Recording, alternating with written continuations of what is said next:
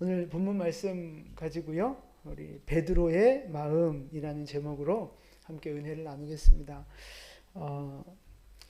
오늘 본문은 예수님이 잡혀가시고 나서 이제 재판받는 그 장면 중에 베드로가 유독 오늘 등장을 하는데요. 예수님이 잡혀가는 그 현장에서 제자들이 다 도망을 가요. 그리고 딱 2명의 제자만 예수님을 재판 자리까지 따라가요. 그게 누구예요? 베드로하고 요한입니다. 요한. 두 사람만 예수님 재판장 자리까지 따라가는데 이제 오늘은 베드로의 그 초점을 좀 맞춰서 말씀이 진행이 되고 있어요. 잘 아는 것처럼 베드로가 예수님을 모른다고 3번이나 이제 부인을 하는 장면이에요. 그것도 여종 앞에서 예수님을 모른다고 부인을 하는데 그 벌벌 떨면서 막 맹세까지 해가면서 예수님을 부인하는 그 베드로의 모습을 여러분 한번 상상해 보세요. 그 베드로의 모습을 보면 여러분 어떤 생각이 드십니까? 베드로가 멋있어 보입니까? 아니면 못나 보입니까? 네, 쫄보예요? 네. 겁쟁이 같아 보이고 못난이 같아 보이고 찌질해 보이고 사실 그렇잖아요. 참 그런 생각도 들었어요. 그럴 거면 거기 왜 갔냐? 아니 그럴 거면 거기 왜 따라갔어? 그렇게 결국 예수님 부인하는 이 굴욕, 이 성경의 그런 그 굴욕, 흑역사가 기록되어질 거면 거기 굳이 못하러 갔냐고. 차라리 도망을 치지 다른 제자들처럼. 끝까지 주님 위해서 죽겠다고 큰 소리는 쳤지만 결국은 그 담대한 마음이 없어서 그 여종 앞에서 예수님을 부인하는 그런 좀 불쌍한 비굴한 모습을 보여줄 거면 못하러 거기를 갔냐 이거예요. 그럼 여러분 생각해 보세요. 베드로는 그 재판하는 자리까지 왜 갔을까요?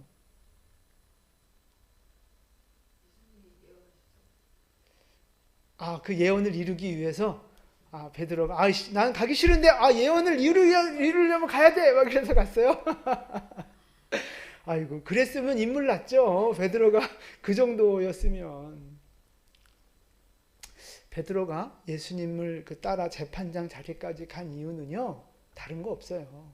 예수님을 사랑해서 그런 거예요. 사랑해서. 예수님을 잡혀가는 예수님이 너무 안타깝고 마음이 아프고 그 수제자였잖아요. 누구보다도 예수님 이렇게 뜨겁게 사랑했던 제자. 그러니까 그 사랑하는 마음 때문에 자기도 모르게 따라간 거예요. 그러니까 원래 예수님이 딱 체포될 때 다 도망갔거든요. 근데 10명의 가룟 유다 빼고 11명의 제자들은 다 도망갔는데 끝까지 도망갔는데 이 요한하고 베드로는 그래도 도망치다가 다시 온 것 같아요. 도망치다가 다시 와서 이제 이 예수님 그 재판장 자리까지 따라온 거죠. 근데 여러분 생각을 해보세요. 예수님을 이제 잡아 죽이려고 작정하고 끌고 가는 거거든요. 근데 거기에서 예수님과 함께 공범이다라고 하는 것이 드러나면 어떻게 되겠어요? 네, 같이 죽을 가능성이 굉장히 많은 거예요.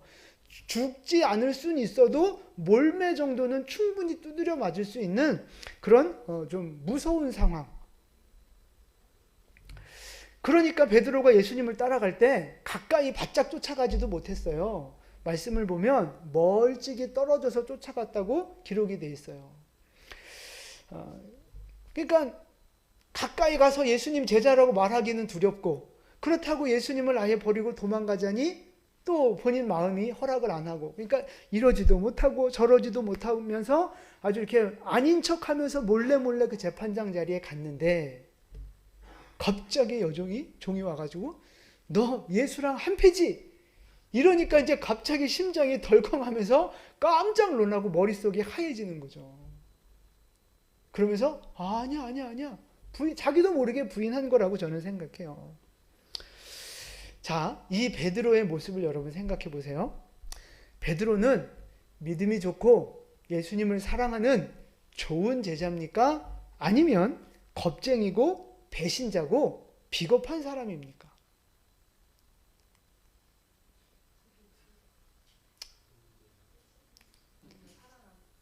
네, 다 맞는 말씀이에요. 사실은 둘 다 맞는 거예요. 예수님을 사랑하고 믿음이 좋은 모습도 베드로의 모습이었고요. 오늘 겁쟁이처럼 배신자처럼 이 비굴한 모습을 보인 것도 베드로의 모습이 맞아요. 둘 다 베드로의 모습이라고요.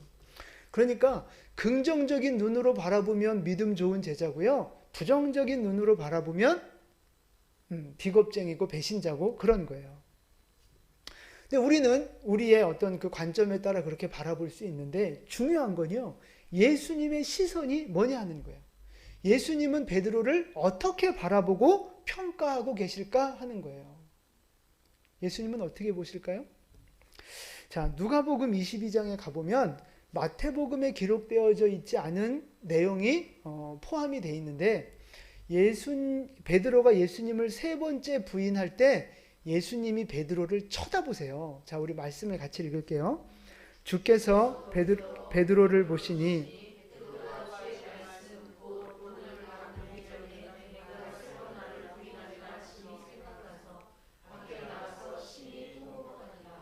아멘. 베드로가 또 예수님 모른다고 부인을 하니까 세 번째 부인을 하고 나니까 예수님이 재판받다 말고 고개를 돌려서 베드로를 바라보시는데 베드로하고 눈이 딱 마주친 거예요.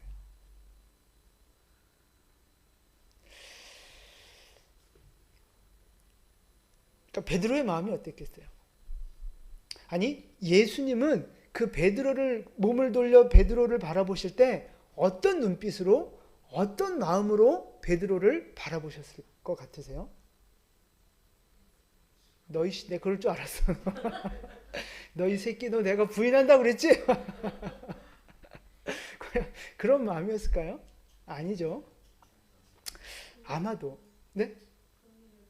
그렇죠. 아마도. 그러니까 예수님은요. 이미 베드로가 부인할 줄 다 알고 계셨잖아요. 그러니까 베드로가 그 두려움 속에서 그래도 자기 살아보려고 두려움 속에서 억지로 예수님을 부인하는 그 모습을 예수님은 다 알고 계셨단 말이에요.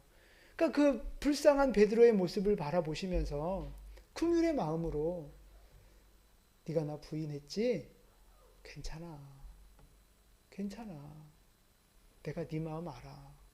너 여기까지 이렇게 나 따라온 것만 해도 정말 큰 용기 낸 거고 넌 정말 믿음의 사람인 거야. 괜찮아. 수고했어. 힘내. 다시 일어나면 돼. 어떤 이런 마음으로 베드로를 바라보시지 않았을까 하는 이제 그런 묵상이 됐어요. 그러니까 베드로도 아마 그 예수님의 눈빛을 보면서 그 주님의 긍휼의 마음, 사랑의 마음을 느끼지 않았을까요? 그래서 눈이 마주치고 나니까 밖에 나가서 통곡을 하는 거예요. 자기는 그렇게 못난 존재고 예수님을 모른다고 부인까지 했는데 예수님은 괜찮아. 잘했어. 수고했어. 말씀을 하시니까 베드로 마음이 무너지는 거죠. 감당이 안 되는 거예요. 그래서 주님 앞에 죄송한 마음으로 통곡하고 있는 거예요.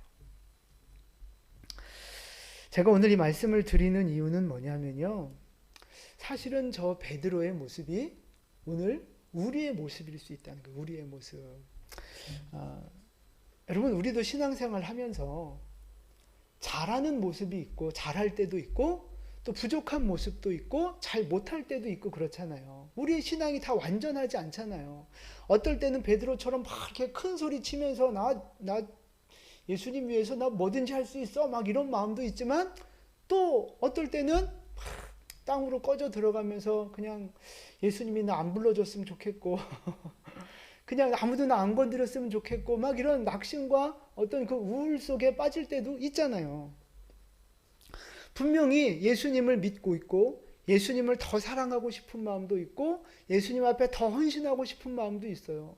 정말 어떨 때 너의 생명이라도 정말 내 모든 걸 정말 다 불태워 주님 앞에 드리고 싶은 정말 그럴 마음과 각오도 가질 때가 있어요. 그런데 또 한편으로는 어떤 마음이 있어요? 세상을 사랑하는 마음, 두려운 마음, 어떤 고난을 피하고 싶은 마음, 손해되는 거는 좀 안 하고 싶은 마음, 부담되는 건 피하고 싶은 마음. 우리가 지난주에도 이상 목사님 오셨고 그 공산권, 이슬람권에 대한 선교 우리가 하고 있지만 여러분 진짜 그 현장에 들어가 있다고 생각해 보세요. 거기서 나 예수님 믿습니다 라고 고백하는 건요, 정말 쉽지 않은 거예요. 그러니까 거기 가서 전도를 해도 사실은 마음이 아파요. 전도를 해도. 그 사람이 예수 믿으면 거기에서 핍박을 받고 죽을 수도 있거든요. 그러니까 전도해놓고도 괜히 전도했나 이제 이런 마음이 들 때가 있어요. 그만큼 예수 믿으면 곧 고난과 어떤 그 핍박과 죽음, 이게 바로 직결되는 환경이 올 수 있다고요. 뭐 우리는 그 정도는 아니지만 어쨌든 어떨 때는 잘하고 싶은 마음이 있으면서도 또 어떨 때는 그냥 피하고 싶고 내 욕심 챙기고 싶고 그냥 나 편하게 살고 싶고 그런 인간적인 마음들이 우리 마음속에 다 왔다 갔다 한단 말이죠. 그러니까 신앙적으로 넘어지고 실패하고 무너지고 낙심될 때가 너무 많은 거예요. 그러니까 여러분 잘 생각해 보세요. 여러분은 신앙생활하면서 승리하는 시간이 더 많습니까? 하나님 뜻대로 승리하는 시간이 더 많습니까? 아니면 하나님 앞에 불순종하고 그냥 내 마음대로 살면서 그 실패하는 시간이 더 많습니까?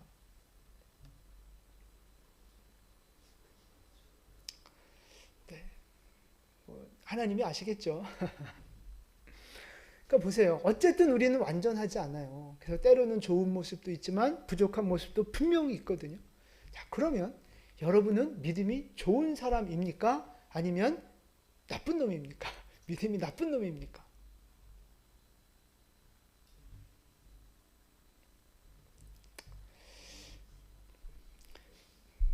또 뭐 너무 그렇게만 생각하지 마시고. 그러니까 아까 베드로를 보는 관점하고 똑같아요. 좋게 보면 그래도 좋은 분들이에요. 그런데 나쁜 관점에서 보면 아이고 아직 한참 덜 됐고 진짜 두드러 맞아야 싸고 이제 막 그럴 수 있는 거죠. 보는 관점에 따라 다른 거예요. 근데 중요한 건 예수님은 나를 어떻게 보실까 하는 거예요. 예수님은 나를 어떤 관점으로 바라보실까? 내가 예수님을 멀리하면서 그냥 세상이 좋아서 살아갈 때 그때 나를 예수님은 어떤 눈으로 바라보실까요? 내가 영적으로 낙심하고 힘들어서 세상의 인생의 어떤 그 짐이 너무 무거워서 낙심하고 힘들어할 때, 그래서 우울해하고 어떤 그 믿음 없이 살아갈 때 예수님은 나를 어떤 눈으로 바라보실까요? 내가 신앙에 실패해서 넘어져 있을 때, 원망과 불평으로 가득 차 있을 때, 그때 나를 예수님은 어떤 시선으로 바라보실까요? 아마도 그 실패하고 부인한 베드로를 예수님이 바라보셨던 그 눈빛으로 우리를 바라보시지 않겠습니까? 이미 베드로가 3번 부인할 거라는 것을 다 알고 계셨던 예수님. 그래서 베드로가 실제로 3번 부인하는 실패를 경험하는 현장에서도 베드로를 있는 그대로 받아주시면서 긍휼을 베푸셨던 그 예수님.